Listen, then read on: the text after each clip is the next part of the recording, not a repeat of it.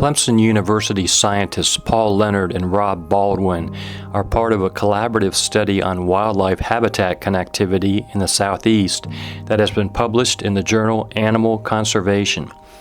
The paper focuses on how rising sea levels and increased urbanization, both now and in the future, are joining forces to fragment habitat connectivity across the region.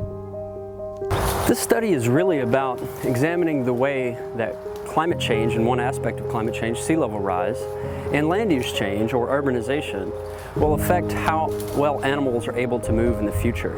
And in order to examine these phenomena, we use multiple different species, things that are free-ranging mammals like large black bears, large carnivores, all the way to small, slow-moving animals like reptiles. And putting those species together gives us a better multi-scaled view at how the landscape changes in the future will affect animals' ability to disperse and move and reproduce successfully.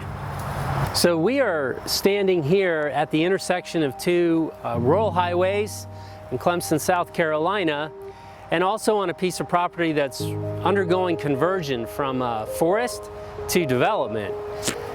And we're standing here because it's an illustration of the kind of situation that faces us in the future of the southeastern United States. When combined with other ecological changes like sea level rise, we face an environment that's increasingly fragmented, which means that it's more difficult for animal populations to maintain themselves through time. These fragments need to be reconnected by habitat corridors, or areas of low landscape resistance.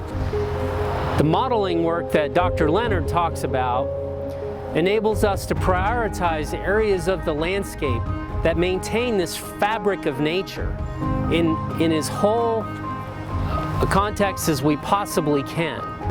And that fabric of nature not only supports animal populations, but it gives people places to recreate.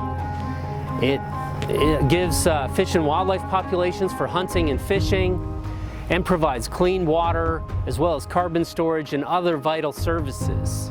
So yes, we're concerned about biodiversity through time and space, but we're also concerned about the general health of the environment and health of human communities that depend on an unfragmented natural landscape.